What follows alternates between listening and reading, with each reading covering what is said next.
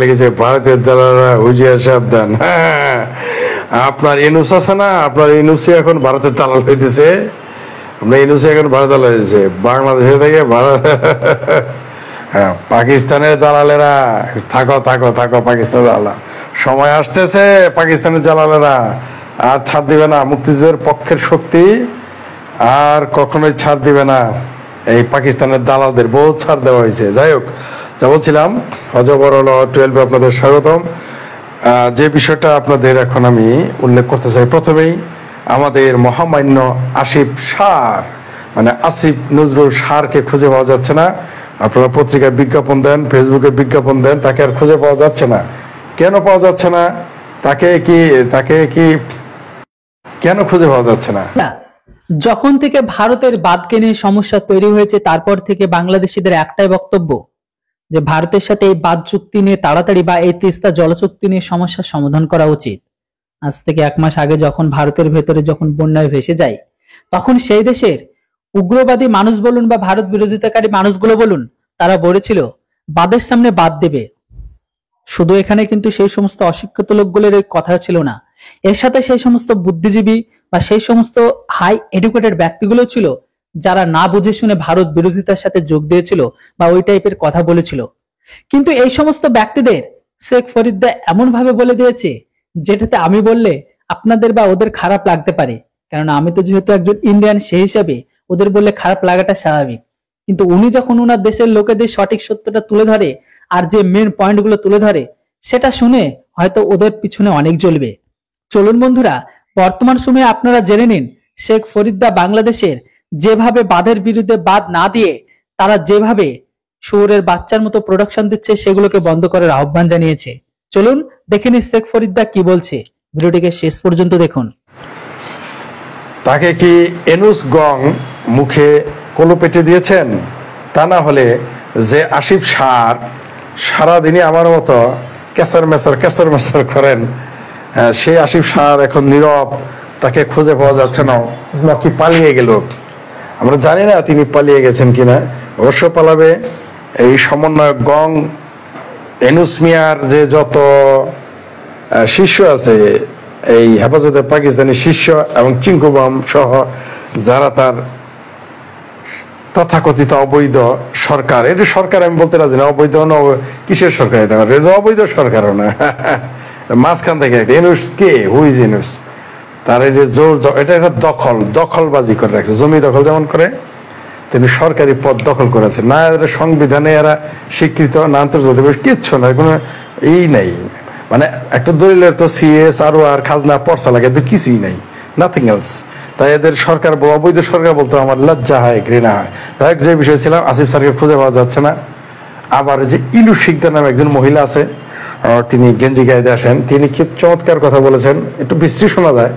বলছে যে বরিশালী ভাষার ওই মহিলা, সেই ইলু শিকদার বলেছে যে ফারাক্কাবাদের সামনে বাদ না দিয়ে তোমার বউয়ের ড্যাশের সামনে বাদ দিও, যাতে কম বাচ্চা পয়দা হয়, না খায়। আমরা বুঝে নিয়েন, যেহেতু আমাকে এখন সবাই বলছে যাতে আমি কোনো মানে অশ্লীল শব্দ ইউজ না করি, সঙ্গত কারণে চলুন। তিনি বলেছেন যে ফারাক্কার সামনে বাদ না দিয়ে ওই তুম করে বউয়ের ডটের সামনে বাদ দিও, যাতে সন্তান পয়দা কম হয়, যাতে না খায় না মরে। এটা ইলু শিকদার বলছে, আমি বলি নাই। যাই হোক, বাংলাদেশের সব মাদ্রাসা লোক এখন পাহারা দিতে চায়, হলো এই কি বলে মন্দির মণ্ডপ পাহারা দিতে চায়। কয়েকদিন আগে দেখলাম মমিনুলও বললো পাহারা দেওয়ার কথা। তো বাবা, আমি খারাপ ভাষা বললাম না যে মাদ্রাসা ছাত্রদের ড্যাশ পাহারা দেওয়াকে, মাদ্রাসা ওটা বললাম না, খারাপ ভাষা বললাম না, একটা ভদ্র ভাষা দিয়ে বলি। তো মাদ্রাসা পাহারা দিবে কাদের ডরে? দেখেন, এরা কিন্তু বলে যে বাংলাদেশের সংখ্যালঘুদের ওপর হামলা হয় না, অত্যাচার হয় না, চরম কি সাম্প্রদায়িক সম্প্রীতি দেশ। তা কাদের ডরে মন্দির পাহারা দিবা? সোনার চান পিতলা গৌরা, তোমরা কাদের ডরে মন্দির পাহারা দাও? হ্যাঁ, নাস্তিকেরা যায় মসজিদ ভাঙতে, নাস্তিকেরা যায় মসজিদ ভাঙতে, মাজার ভাঙতে, মন্দির পূজার মণ্ডপ ভাঙতে, নাস্তিকেরা যাবে? কারা যাবে? তোমার মতো মুমিনুল সারাদিন পড়াও সারাদিন মাদ্রাসা মসজিদে শেখাও, মূর্তি ভাঙতে হবে, মন্দির ভাঙতে হবে, তারা ভাঙে। কি সুন্দর, মানে চোরের কয় চুরি করতে, সাধুরে কয় সতর্ক থাকতে। বদমাইশি করার জায়গা পাও না মিস্টার মমিনুল। আমার কি হেফাজতের এক উপদেষ্টা আছে, সাবেক সচিব, কি মৌলবী একটা হাটাঝারির, এরা বলে মাদ্রাসা ছাত্রকে পাহারা দিবে। এর মানেই তো যে দেশে মসজিদ আলারা, মাদ্রাসা আলারা গিয়ে ভাঙে, মন্দির ভাঙে, মণ্ডপ ভাঙে। সব মসজিদ মাদ্রাসা আলাদা যায় না, আমি তা বলি নাই। আবার গায়ে মাখায় নিয়েন না, এটা আমি বলতেছি যারা হেফাজতে পাকিস্তানি, এরা মন্দির ভাঙবে, মণ্ডপ ভাঙবে, আবার নিজেরাই বলে পাহারা দিবে। বদমাইশ আর বদজাতির একটা চূড়ান্ত সীমা থাকা দরকার। কতবার পাট পারে এগুলো, এই সকল মমিনুল, হেফাজতের হাটাজারি নেতা, আবার কোন কোন নেতা কি আবার কি সব আজগুবি কথাবার্তা বলে। যাই হোক, প্রসঙ্গ আর একটা আসি, তাহলে যে একটা পত্রিকায় দেখলাম শিরোনাম কি জানেন, কি সুন্দর পালিশ করা কথা, চাউলের নিত্য প্রয়োজনের দামও কমছে না, কি ডিমের দামও কমছে না। ডিম না সেদিন নিয়ে আসলেন 32 লাখ, কমে না কেন? এখন তো সিন্ডিকেট নাই, রাস্তায় সাদাবাজি নাই। আমারে একদিন বলছে যে, আমি বলছি যে বগুড়ার এত টাকার বেগুন ঢাকায় এসে এত হয় কেন? রাস্তায় সাদাবাজি হয়, তাই হয়। তারপরে সার্জেন্টরা টাকা নেয়। তো এখন তো সার্জেন্টও টাকা নেয় না, এখন তো পুলিশও টাকা নেয় না, এখন তো মস্তানও নাই, এখন তো সাদাবাজও নাই, বিএনপি নাই, আওয়ামী লীগ নাই, তাহলে কারা সাদা নাই? তাহলে কেন দাম কমে না? হ্যাঁ, এখন তো ব্যবসায়ী সিন্ডিকেট নাই, তাই না mister Yunus? Mister Yunus angiogram, এটা তিনি তো আসলে এনজিওগ্রাম নেতা, ঠিক আছে? সে দেশটারে মনে করতেছে তার একটা কি একটা এনজিও। কত বড় বাটবার! তোমাকে কাট করে দাঁড়াতে হবে। 5 তারিখের আগের খুন হইল খুন, আর 5 তারিখের পরে যত খুন হয়েছে হইলে কি জয়গুণ না মিস্টার ইউনূস? চিঙ্কুবাম, হ্যাঁ চিঙ্কুবাম, আর 24-এর মেউধাবীরা শুনে রাখো, জুলাই মাসের গুলো যদি খুন হয়, তা আগস্ট মাসের 5 তারিখে 12টার পরে থেকে এখন পর্যন্ত যা হচ্ছে, খুন, ধর্ষণ, লুট পাট, জ্বালায় দেওয়া, পুরায় দেওয়া, মারামারি করা, খুন করা, এগুলো বুঝি খুন না, এগুলো জয়গুণ না? সব 1 নাম্বার আসামি হচ্ছে ডক্টর ইউনূস। এই গাভিন ব্যাংকের এই সাবেক MD chairman doctor Yunus 1 number আসামি। 2 নম্বর হচ্ছে লুঙ্গিবাম, তারপরে সিরিয়ালে পড়বে এই 157 জন। একজন তো মারা গেছে, ও তো মরে বেঁচে গেছে। এই 157 জন সমন্বয়কে খুনের আসামি, এই গণহত্যার আসামি। তারপরে এই যে 12 জন ইউনূস আর লুঙ্গিবামের পরেই তার উপদেষ্টা পরিষদ, তথাকথিত উপদেষ্টা, এরা হবে আসামি। বুঝতে পারছেন? এগুলো সব গণহত্যার আসামি।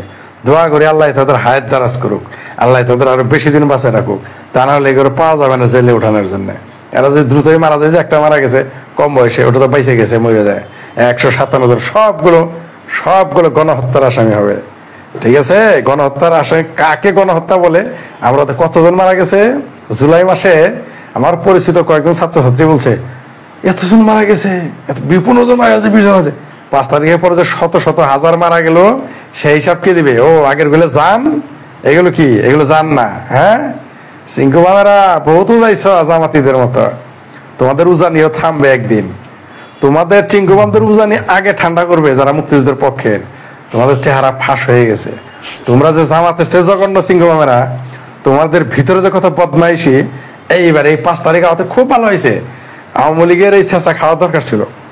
আওয়ামী লীগের অনেক কর্মী আমার ফোন দেয়, ভাই কষ্টে আছি, এই সমস্যা ওই সমস্যা। আমি নিজেও সমস্যায় আছি, বলে নেতারা 100 কোটি টাকা মেরে দিয়েছে, আমাদের খোঁজ নেয় না। যাই হোক, এখন তারা পালায় আছে, লুকায় আছে। 2-3 মাস পর যখন স্বাভাবিক হবে, তখন যদি আমাদের আওয়ামী লীগের নেতা কর্মীদের বলি, আপনাদের আওয়ামী লীগের যে সমস্ত নেতারা হাজার 100 কোটি টাকা অর্জন করেছে, সে 2 নম্বরই করুক, 3 নম্বর, আর 1 নম্বর করুক। আপনাদের সহজে না করলে জুতা বেড়া করবেন এলাকায় গেলে, এই যত আপনাদের নেতা থাকবে। আওয়ামী লীগের নেতাদের আগে জুতা পেটা করবেন। আমি কর্মীদের কাছে অনুরোধ করবো, এদের আগে পেটাবেন, জুতা দিয়ে পেটাবেন। যদি আপনারা 2-4-6 মাস পরে, আমি একজনের নাম জানি, পরে নাম ধরে ধরে বলবো 1000 কোটি টাকা মালিক, সে তার এলাকার লোকের, তার কোনো ছাত্রলীগ যুবলীগের বা সাধারণ মানুষের কোনো উপকার আসে না। আমি বলি না যে তার শুধু ছাত্রলীগ যুবলীগ আওয়ামী লীগ উপকার করুক, সাধারণ জনগণের উপকার করতে করে নাই। খালি নিজেরা খাইছে, নিজে 14 গোষ্ঠী মিলা খাইছে। এগুলো পেটের মধ্যে আওয়ামী লীগের উচিত ওই আওয়ামী লীগের নেতাদের আগে পেটে পাড়া দিয়ে ওই পয়সা বাইর করা, তারপরে অন্যদের ধরতে হবে আগামীতে, ঠিক আছে? এবার 0 পয়েন্টে আমি এক জায়গায় লিখছি, দেখি আমার টিটকারি দিতেছে। আমি লিখছি যে বাংলাদেশের রিজার্ভ তো 5 বিলিয়নে নেমে গেছে। আমার একজন গুজব ছড়ায়েন না। আপনারা কে বললো? আপনি দেখাইছেন যে মিডিয়াতে $20 বিলিয়ন আমি ডকুমেন্ট ছাড়া বলছি আপনাকে? আমি যে বলি ডক্টর ইউনূসের পাসপোর্ট নাই, জাতীয় পরিচয়পত্র নেই, এমনি? হ্যাঁ, আপনি মনে করছেন ডকুমেন্ট হাতে না নিয়ে বলতেছি? যান, সাংবাদিকদের ঢুকতে দেন বাংলাদেশ ব্যাংকে। $5 বিলিয়ন উপরে নাই। চ্যালেঞ্জ করলাম, আর লিখছে $20 বিলিয়ন নিচে। কি সুন্দর! সাংবাদিকেরাও এখান থেকে সব পাতা মিলে ভাগে হাই রে, সাংবাদিক ছিল সব স্বাধীন চেতা। আরেক সাংঘাতিক, আরেক ফটোগ্রাফার শহীদুল হন চুপ, ওই যে গাজার সাদা কালো পাগড়ি ভরে ঘুরতো, এখন চুপ। এখন আর দেশে কোনো কিছু হয় না। এই মাসুদের, ওই ছাত্রলীগ মাসুদের 3-7 দিনের বাচ্চা রেখে মরলো, এখন আর কথা বলে না। এখন আর কথা বলে না। মানবতা শুধু জামাত আর হেফাজত আর শৃঙ্খলার জন্য, আর বাংলাদেশের মানুষের জন্য মানবতাবাদ নাই না, পুলিশের জন্য মানবতা নাই না। মনে রাখো সুলেমানেরা, কদ্দুসেরা, তোমরা বলছিলা, তোমরাই বলছো যে রাষ্ট্রীয় সম্পদ পুরলে কোনো সমস্যা নাই, মনে আছে? তার মানে তারাই পুড়ছে। তারা বলছে যে মানুষের জীবন হচ্ছে এগুলো দাম বেশি। নিজের বাড়ি পুরো না কেন? তোমার বাড়ি পুরলে ছেড়ে দিতা? হ্যাঁ, তোমার বাড়ি পুরলে মেনে নিবা? আমি তোমার বাড়িতে যদি আগুন দিই, মামলা করো কেন তখন? হ্যাঁ, নিজের বেলায় 16 আনা। যাই হোক, যা বলছিলাম, আর এখন এত বাক স্বাধীনতা সাংবাদিকের এখন কোথায়? সত্য কথা বলো না লাগে। ধন্যবাদ মিস্টার মুরাদ। যাই হোক, অনেকেই অনেক কমেন্টস করছেন। আমি আপনাদের গোপালগঞ্জে কি বিএনপি আছে নাকি এগুলো তো আমি জানি না ভাই। আমি গোপালগঞ্জ জীবনে গেছি 2বার, আমি জানি না। যাই হোক, অনেক কিছু বলতেছেন, আমি সবার উত্তর দিতে পারতেছি না বলে দুঃখিত। আমেরিকা, পাকিস্তান, দালাল ইউনূস, আসিফ নজরুল। আচ্ছা, সবচেয়ে বিপজ্জনক কথা হলো, আমি শুনেছি যে জাতিসংঘের অধিবেশনে নাকি বাংলাদেশের পতাকা ওড়ায় নাই। এই কথা যদি সত্য হয়, এই সমন্বয়কদের জুতা পেটা করা উচিত। তারপরে যদি সত্য হয়, তারপরে যার উপদেষ্টা পরিষদ আছে সবগুলোকে জুতা পেটা করা উচিত। যদি এই কথা সত্য হয় যে জাতিসংঘের অধিবেশনে আমাকে লিখছে, আমি অনেক সময় অনেকে ইচ্ছা করে বিভ্রান্ত করে, আমি জানি এক শ্রেণীর লোক আমাকে ইচ্ছা করে বিভ্রান্ত করে যাতে ভুল করি, যাতে আমার গুরুত্ব কমে যায়। কিন্তু যদি এই কথা সত্য হয় যে জাতিসংঘ অধিবেশনে পতাকা ওড়ায় নাই, জুতা মারা দরকার এই উপদেষ্টা পরিষদকে। সাংবাদিকের সেই প্রশ্ন কেন করে নাই আমি তা জানি না। তারা নাকি খুব স্বাধীন। এখন স্বাধীনতা কোথায় গেল আপনাদের? আর মানবাধিকার সংস্থার লোকগুলো কোথায়? আওয়ামী লীগ সরকার থাকতে না হাটে ঘাটে বন্দরে, হ্যাঁ, অলিতে গলিতে মানবাধিকার সংস্থান ছিল, সেগুলো কোথায় এখন? হাওয়ায় গেছে। হ্যাঁ, সেগুলো কোথায়? ও এখন আর মানবাধিকার লাগে না কারো, তাই না?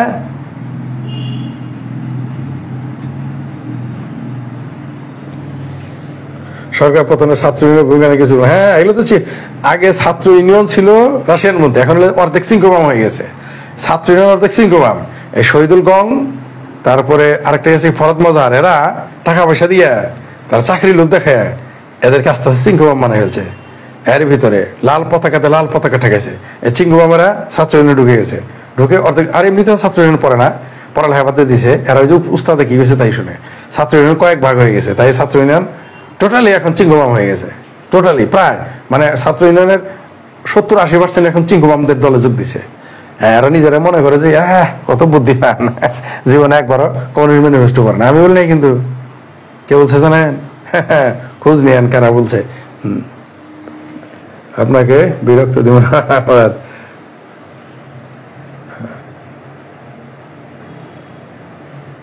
স্যার আগে হিরো আলমকে দৌড়ানি দিল, হ্যাঁ, আমেরিকা বলতো।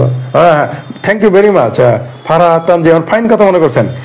হিরো আলমকে দাবরানের কারণে ছাত্রলীগ আমেরিকা বিবৃতি দিয়েছিল। Correct, thank you very much মনে করে দেওয়ার জন্য। এই হিরো আলমের যখন দাবরানি দেয়, স্বয়ং আমেরিকান এম্বাসি, আমেরিকার কর্ণধারা বিবৃতি দেয়। এখন যে লাথি চদই দিল, ওর যে কানাদের উদ্বোস করাইলো, তখন কোথায় গেছে আমেরিকার এই গণতান্ত্রিক বোধ? কোথায় গেল তখন আমেরিকার গণতান্ত্রিক বোধ? ও, আমেরিকার গণতান্ত্রিক বোধ শুধু নিজের দলের লোকের জন্য, তাই না? এই হচ্ছে মার্কিন গণতন্ত্র। মানে আওয়ামী লীগের আমলে যদি হিরো আলমকে লাথি চদই দেয়, থাপড়া দেয়, সেটা গণতন্ত্র খতরে মে হ্যায়। আর এখন যারা পিটাইলো, এখন কোন মার্কিন সাংবাদিকেরাই খুব একটা বলতেছে না এই হিরো আলমের ব্যাপার নিয়ে। আপনি ঠিকই বলেছেন, হিরো আলম যে খুব সুবিধা লোক তা না, ওটা আরেক জায়গাটা ব্যক্তিগত বদনাম হয়ে যায়। ও খুব যে সুবিধা লোক জানা, তার সম্পর্কে খুব জঘন্য কথা শুনছি। তার পেশা কি আসলে এটা আমি প্রমাণ পাই, তারপরে মানে আমার কাছে ডকুমেন্টারি হিসেবে আসুক পরে বলবো। কারণ একটা মানুষকে যখন আমি সরাসরি তার পেশা কি এটা নিয়ে কথা বলবো, তখন প্রমাণ ছাড়া বলাটা ঠিক না, তাই না? আমারও ভুল হতে পারে। তো আমি যতদূর পর্যন্ত খবর পেয়েছি সে খুব সুবিধা না, তার পেশার মধ্যে ঘাবলা আছে, যাই হোক এবং জঘন্য বিষয়, যাই হোক ওটা অন্য বিষয়। কিন্তু হিরো আলমকে যে পেটাইলো এখন তা অনেকে কথা বলতেছে না, এখন গণতন্ত্র জামাতিদের মতো আর কি। আবার দেখবেন বাংলাদেশের আলেমেরা কইতেছে, এই এরা চিঙ্গু মামেরাও কইতেছে, উপদেষ্টারাও কইতেছে, দেখলাম বিবৃতি দিছে সংখ্যালঘুদের নির্যাতন করা হয়েছে। এটা সংখ্যালঘু নির্যাতন নয়, এটা কি করে রাজনৈতিক হামলা। এটা কি এটা হলো রাজনৈতিক হামলা, ঠিক আছে? এটা হলো রাজনৈতিক হামলা। কিন্তু মৌলবীদের যখন আপনি বলৎকারের কেসে গিয়ে দুটো থাপ্পড় দিবেন তখন ইসলাম খতরেমে তখন সেটা ইসলামের হামলা, বুঝতে পারছেন? আবার পরিষ্কার করে বলি, বাংলাদেশে যত সংখ্যালঘুর উপরে হামলা হইতেছে এটা হচ্ছে রাজনৈতিক হামলা। এটা নাকি সংখ্যালঘুদের উপরে হামলা না, এটা রাজনৈতিক। তো মামুনুল হকের যখন ধরে রাজনৈতিক কারণে, হেফাজতের নেতাদের যখন ধরে রাজনৈতিক কারণে, জামাতের জন্য রাজনৈতিক কারণে, ওয়াজ করে নেয়, ব্যবসায় জামাতি মৌলবীদের জন্য অ্যারেস্ট করে রাজনৈতিক কারণে, তখন ইসলাম খতরেমে, তখন সেটা ইসলাম খতরেমে, তাই না? তখন আওয়ামী লীগ যখন অ্যারেস্ট করে মৌলবীদের ইসলাম খতরেমে, আর মৌলবীরা যখন গিয়ে মাদ্রাসা ভাঙে, সরি মন্দির ভাঙে, এখন তো তারা মাদ্রাসা মাজারও ভাঙা শুরু করবে কয়েকদিন পরে, মাজার অলরেডি ভাঙা শুরু করছে, দু একটা মসজিদও ভাঙছে। আর যখন মন্দির মণ্ডপ ভাঙে সংখ্যালঘুদের হামলা চালায় তখন ইসলাম খতরেমে। ছাত্রলীগ যুবলীগের পোলাপান দুই চারটা বলৎকারী মৌলবী আর রাজনৈতিক কারণে চটকানা দেয় তখন ইসলাম খতরেমে। আর সংখ্যালঘুদের হাজার হাজার সংখ্যালঘুদের বাড়িঘর যখন ভেঙে চুরমার করে দেওয়া হয়, তাদের নারীদের টেনে বের করে নিয়ে দেওয়া হয়, সংখ্যালঘুদের উপর যখন হামলা করা হয়, পেটানো হয়, মারা হয়, মেরে ফেলা হয়, চাকরি খাওয়া, তখন সেটা রাজনৈতিক। আচ্ছা, মনে যেন থাকে কোনোদিন যদি মুক্তিযুদ্ধের পক্ষের মানুষ ক্ষমতায় আসে আর আপনাদের দাবড়ায়, এই যে রাজাকার আলবদর, এখন তো ফেসবুকের যুগ, সব ডকুমেন্টস থাকবে, এখন তো সামাজিক যোগাযোগ, যখন ডকুমেন্টস থাকবে, এদের যখন দাবড়াবে তখন যেন বলেন ইসলাম খতরেমে, মনে রাখেন। হ্যাঁ, এখন যেমন কথায় কথায় বলেন না 17 বছর কোথায় ছিলেন, বলেন না, আমরা কিন্তু বলবো একদিন যে তখন কোথায় ছিলেন, যখন সংখ্যালঘুদের বাড়ি ঘর নারী এগুলোর উপর হামলা হয়েছে, তখন আপনারা কোথায় ছিলেন? আমরা কিন্তু এই কথাগুলি বলবো। যখন এই জামাতি হেফাজতিদের আবার দাবড়ানো হবে, আর ওই যে চিঙ্কুবামদের দাবড়ানো হবে, তখন যখন আপনারা বলবেন না, আমরা কিন্তু এই কথাই বলবো, এটা কিন্তু রাজনৈতিক, এটা কিন্তু ইসলাম খতরেমে না, মনে যেন থাকে চিঙ্কুবাম। আর চিঙ্কুবামদের দাবড়ালে তখন যেন কর না যে মানবাধিকার লঙ্ঘন হইল, মনে যেন থাকে কথাটা, ঠিক আছে? আমি চাই না তা ঘটুক, আমি চাই না তাকে, কিন্তু আওয়ামী লীগে আপনাদের মতো বেয়াদব আছে, যুবলীগে আপনাদের মতো বেয়াদব আছে, ছাত্রলীগে আপনাদের মতো বেয়াদব আছে, আওয়ামী লীগের আপনাদের মতো দুই চারটা বেয়াদব আছে। সেই বেয়াদবেরা কি কি করবে ওটা আপনারা পরে সামলে, ওটা আপনাদের আর তাদের ব্যাপার। আমরা তো আওয়ামী লীগও করি না, আমরা বেয়াদব না, আমরা মুক্তিযুদ্ধের পক্ষের শক্তি। আমরা চাই গণতান্ত্রিক সরকার ক্ষমতায় আসুক, সেটা বিএনপি যদি আসে আমাদের আপত্তি নেই, কারণ গণতান্ত্রিক ভাবে আসতে হবে। আর জামাত আসবে না ওটা না ভাবিও না। অনেকে বলে যে জামাত আসে মানে বাংলাদেশের মানুষ পাগলা কইছে, বাংলাদেশের মানুষের এত পাগলায় কুত্তায় কামড়ায় নাই যে জামাতের দাঁড়িয়ে মাল্লায় ভোট দেয় ক্ষমতা আনবো। আপনারা লিখে রাখেন আওয়ামী লীগ যদি এই নির্বাচন না আসে বা না আসতে পারে, আসবে তো অবশ্যই, আওয়ামী লীগ কিন্তু নির্বাচনে আসতেছে, এই নিয়ে পরে আসতেছে আপনাদের আওয়ামী লীগ, তারেক রহমান, এরা কেমনি কি করবে আপনাদের খবরগুলো আগে আসুক আমার কাছে সর্বশেষ। আশা করি এই সপ্তাহে সব নিউজ চলে আসবে, আপনাদের আমি জানাবো, মানে কংক্রিট তথ্যগুলো আসুক। জামাতের মানুষ ভোট দিবে না। জামাত যদি বাংলাদেশে কোনো দলও না থাকে, জামাত একলা ইলেকশন মানুষ ভোটই দিতে যাবে না, ঠিক আছে? ওদের পিড়াবে মানুষ, নিশ্চিত থাকেন, এত ঘাবড়ানোর কিছু নাই।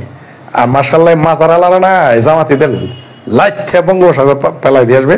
এনে ছাত্রলীগেরও দরকার নাই, যুবলীগ দরকার নাই,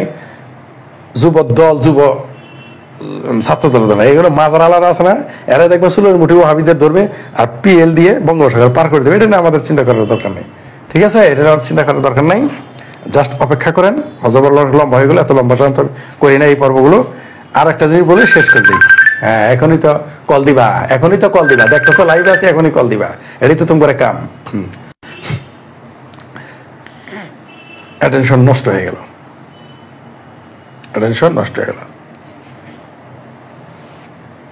যাই হোক, আর কিছু আপাতত কিছু বলতেছি না, আসতেছি একটু পরে। জিন্নারি নিয়ে সাইজ করবো একটু। জিন্নার রুহানি আওলাদের আছে না, জিন্নার রুহানি আওলাদের নিয়ে এইখানে ব্যক্তিগত না, মানে দেখতেই আছে, এরা দেখছে যে আমি লাইভে কল দিতেছে, দেখেই কিন্তু লাইভ দিতেছে। হ্যাঁ, যাই হোক, বুঝতে পারছি।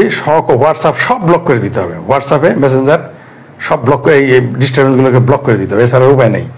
না, এর মধ্যে আবার কিছু আমার ভক্ত আছে জানি, কিন্তু এখন অনেক সময় ওই যে মানে এদের আবার ব্লক করলে মনে কষ্ট পাবে জানি, তাই ব্লক করাটা বোধহয় ঠিক হবে না। যাই হোক, সরি, আমি কথা উজ্জ্ব করলাম। আপনাদের বলি, ইউনিট সরকার কদিন থাকবে? এই ইউনিট সরকার যায় সুদীপ্তা কুমার ইউনিট সরকার গেল, এই মানে সিরাজুলের ভাষায় হলো এই গেল বিলা। জামাতের কথা বলেছেন, কি বলবো, বুদ্ধিজীবীরা এখন নিজেরাই স্বেচ্ছা আয়না করে গিয়ে বসে আছে, এখন মুখে কুলুপ পেটে আছে। মাদ্রাসায় যত কুলুপ বানায় না, মাদ্রাসা পোলাপান তো এখন টিস্যু ব্যবহার করে, আর ওরা যেগুলো কুলুপ বানায় বাংলাদেশের বুদ্ধিজীবী আর বাংলাদেশের কিছু কিছু হেফাজতে পাকিস্তানি সাংবাদিকদের মুখে দিয়ে দিছে কুলুপ, এই জন্য চুপ আছে। কি গেঞ্জিদের সাথে, হ্যাঁ গেঞ্জিদের স্বাধীনতা ভাই, কালকে তো ভারত হয়ে আসতেছে, আপনার এটা নিয়ে আলাদা পর্ব কথা বলবো, লুকে নিয়ে বলতেছি। ভক্তরা লাইভে কল দেবে, এটাও ঠিক বলছেন, ভক্তরা লাইভে কল দেবে না, কেউ কোন ডিস্টার্বের জন্য এটা করে, ঠিকই বলছেন, ধন্যবাদ মাহবুব তনু। গোপালগঞ্জে বিএনপি যাওয়া ঠিক না, তো গোপালগঞ্জে বিএনপি লাভ করা উচিত না, বগুড়ায় আওয়ামী লীগের লাভ দেওয়া উচিত না।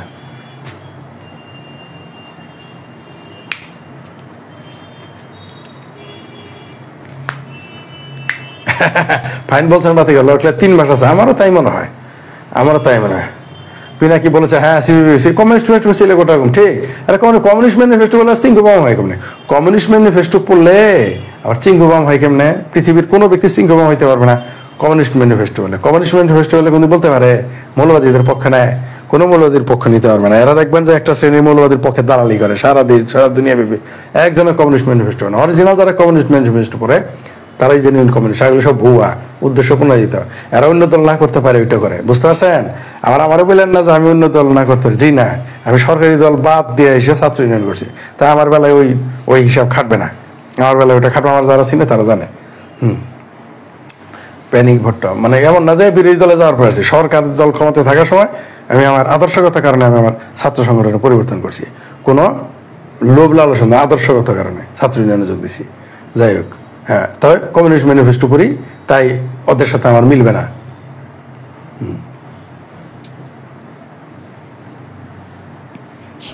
একজন চিঙ্গম হচ্ছে যারা চাইনিজ পন্থী বাম, বন্ড বাম, যারা নাম বলে কমিউনিজম কিন্তু কাজ করে কমিউনিজম বিরোধী, এরা চিঙ্গু বাম।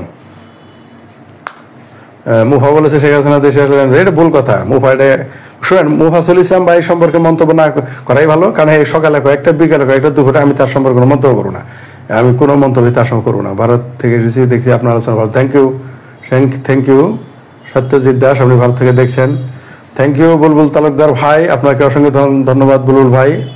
হ্যাঁ, বুলবুল ভাই অত্যন্ত গুরুত্বপূর্ণ, তিনি তার পেজ থেকে, তার শুদ্ধস্বর থেকে তিনি অনেক কিছুই বাংলাদেশের মানুষকে সচেতন করেন, মুক্তিযুদ্ধের পক্ষে কাজ করে যাচ্ছেন, আপনাকে ধন্যবাদ বুলবুল ভাই।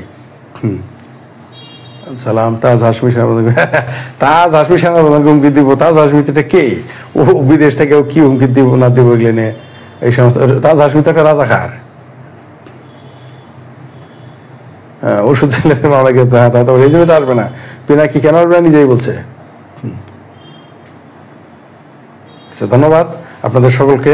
এরপর আমি অন্য প্রসঙ্গে আসবো, 2 জায়গায় আসবো আজকে লাইভে, ভয়েস অফ এথিস্টে আসবো, আমার এখানে আসবো, আরেক জায়গায় আসবো। ধন্যবাদ আপনাদের সকলকে।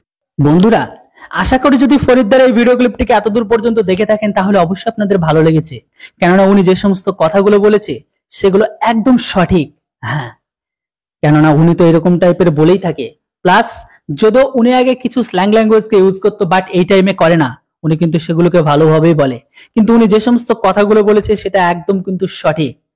বন্ধুরা, অবশ্যই ভিডিওর কমেন্ট বক্সে কমেন্ট করে জানান, আর এরকম টাইপের ভিডিও দেখবার জন্য অবশ্যই চ্যানেলটিতে নতুন হলে সাবস্ক্রাইব করুন। Thanks for watching. জয় হিন্দ, বন্দে মাতরম।